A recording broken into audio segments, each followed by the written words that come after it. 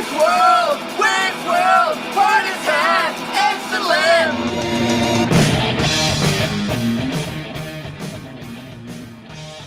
I only wish people could see what we were seeing in our video window just prior to going live this hour. For Wayne Larrivee, our conversation brought to you as always by Kowal Investment Group, the retirement specialists, and Pella Windows and Doors of Wisconsin.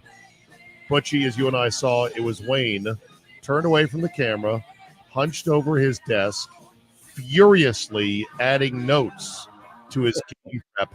That, my friends, is the mark of a true pro. Good morning, Wayne. How are you? Good morning. I wasn't adding notes. I was highlighting them so that I'd remember the information. There you go. Still, that's good stuff. At least you're saying, well, I was making a grocery list, so don't over. Good morning. How are you, my friend? How are we doing today, my friend? We're doing good. How are you guys doing? Doing good. Ready for a tackle football game, 60 minutes in duration, maybe longer if necessary, at the hallowed grounds of Lambeau Field in what could be dicey fall weather in the upper Midwest, 42 and rain, against a division rival. A game that at 2-4, golly, I would hate it if the Packers didn't win this game. But, you know, it's easy to call them must-wins. Kind of too early for that. Luckily, the Packers have had pretty good luck against these guys at Lambeau Field, winning 3 of the last 4 and a tie when the Kirk Cousins era began. I remember that frustrating game on September of 2018. How do you feel like the Packers can bounce back? First question out of the gate from the game against Denver. I was actually encouraged seeing the cut-ups of the all-22s, that there was play after play after play there. They just played bad football, Wayne. They just played bad. You know, as far as bouncing back, I think a lot of it has to do with the injured list this week and who can go and who can't. I think I'd like to see Jair Alexander play, but I also know this back has been bothering him all year, and it certainly affects his performance when he's on the field.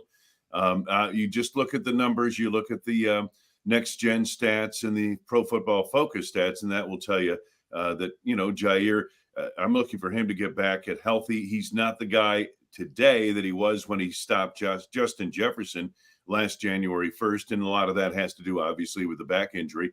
But if they can get him back, I think that would help an awful lot. This Minnesota team was impressive in that win Monday night. I think we talked about it earlier this week.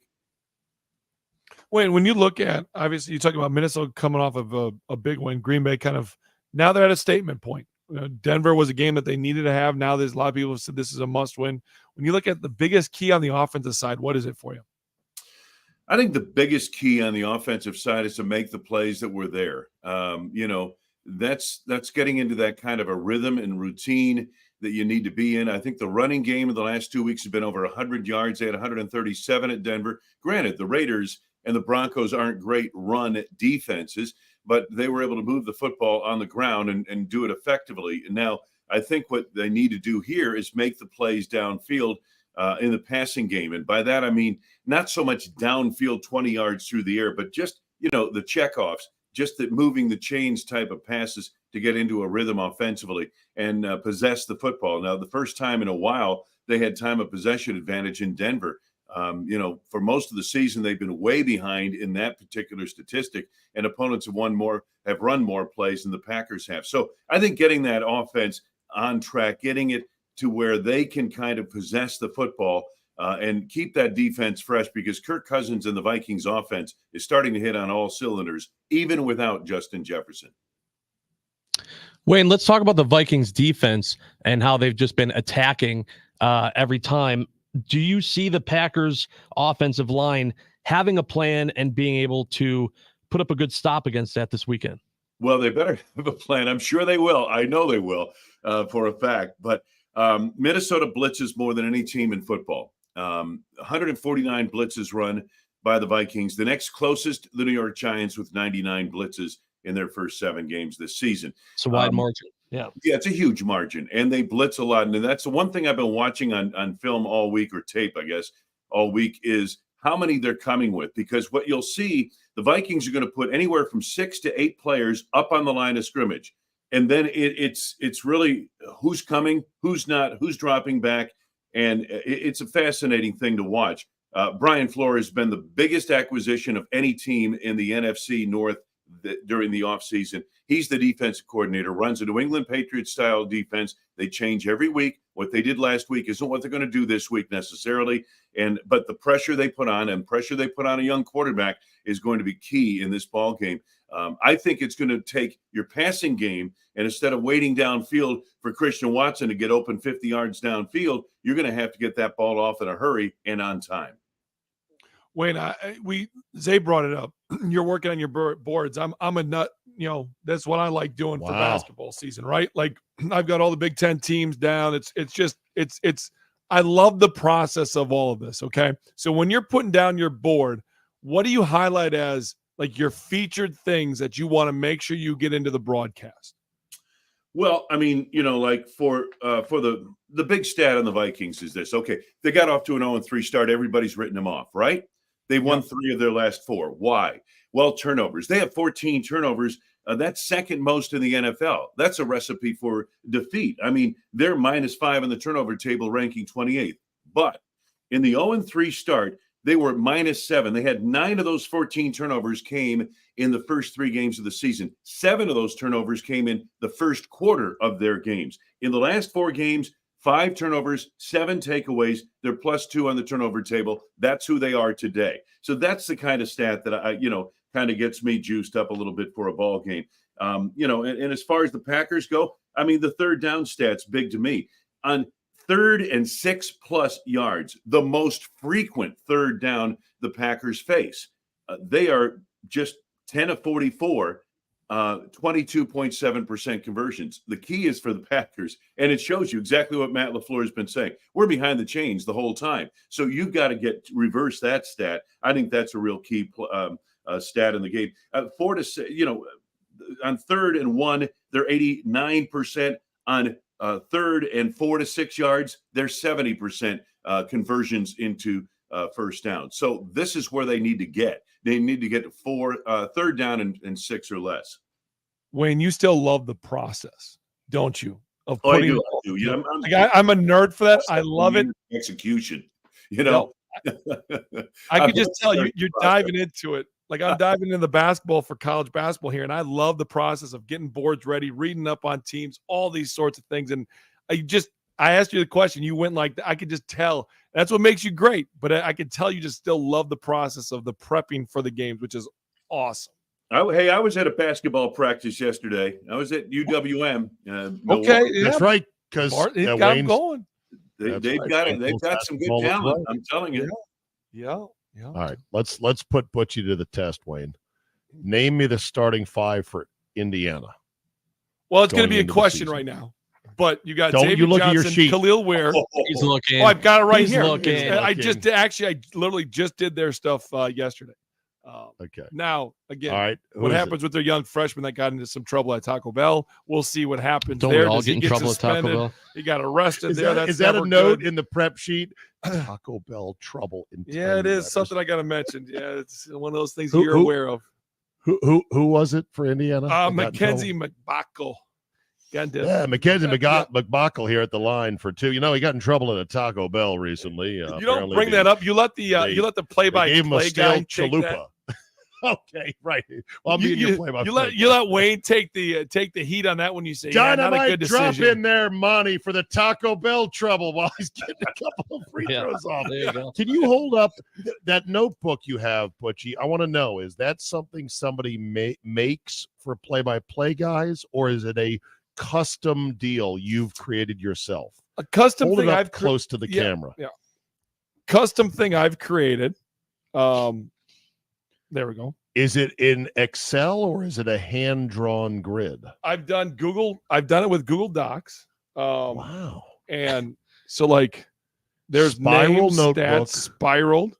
Wow. There's all stuff going on. Notes. Fascinating. Wayne, what about you? Sorry. Do you use your own custom system or There you go. He's got the blue ribbon. Oh, the blue ribbon basketball yearbook is still printed? Oh, and it's still a go-to. Oh, wow. Still a go-to. Butchie, I'm shocked that an analyst like you around the country and now, of course, the lead analyst on Badgers basketball, doesn't have a copy. I will give you my copy the next time I see you. No, I've got it. I got the digital copy though, Wayne. I've got the digital I copy. have that too. Not I the know, same. I know, You need I the know it's printout. not. I know. Because I'm nothing if I'm not old school. So Yeah, I darn right.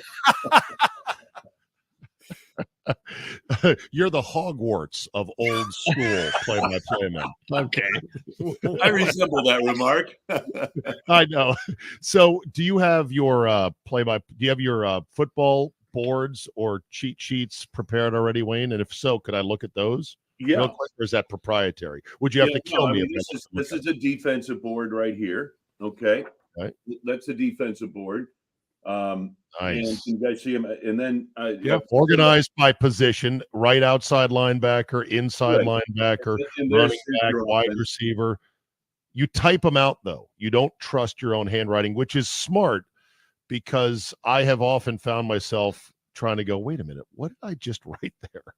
Yeah, no, my handwriting, Czabe, exactly, is so bad now that I can't even read it, for God's sake. Now, I will add some notes now between now and the game that come up, and hopefully Sure. I'll take my time but and those are the ones usually that get into the broadcast more than the printed, typed out ones. But Absolutely. that's why I highlight, because I want to make sure I get the right information into the game. But, hey, a broadcast doesn't go as planned, almost never goes as planned. Yeah. All right. I got 3 rat-a-tat-tats, and then we're out. We thank you for your time, as always, Wayne. Question: would the O-line be better with Zach Tom at center? Good question. Wow. I would say All things being equal, I know they don't have the spare parts to afford that right now, but Right. eventually that's where he belongs, right? well, that's what Brian Gutekunst said. Brian Gutekunst, the night he drafted him, said, we think Zach Tom's best position might be center. So maybe, but in pass blocking, Josh Meyer's been very good. So I'm not Right. ready to make that move, because I think what you would do would, then is Josh Nijman one of your best 5, because he'd have to go to right tackle if Zach Tom goes to center. Okay. Number 2, when healthy, as Christian Watson showed in signs of being a full-service WR1 and not just a stretch guy or a so-called lid lifter. I think he can be a complete receiver. Yes, I think you can get him. I think, by the way, I think the way they should do it this week, and I think they'll get him in the flat and let him make a play, make somebody miss, and go from there. Because you know why? There's going to be, the pass rush is going to be such that they're going to have to shorten their routes, shorten their passing game a little bit to compensate for this rush. And there are holes in that Vikings defense when they commit that many people to rushing the quarterback. So I think you'll see Christian Watson make plays in space this week. All right. Exit question: when I'm synced up with the television at home, listening to you guys on NFL Plus app, which I subscribe to, and they have a single button that lets you pop over to the other team's radio call. When I do that, am I cheating on you? And will you forgive me if I am? Say no, I'll hang Wayne. up and listen. Say off the no. air. No. Ah! I'm He's not going not to forgive you. I'm not jealous. Oh, come on. Okay. We're in the committed relationship. I popped over to the Denver guys, and I don't know You're who does absolutely Denver. cheating. Who Yes. does Denver, Wayne? Who's their Dave backup? Logan, former receiver. Very competent. Yeah, very competent, good, strong voice, knows the team.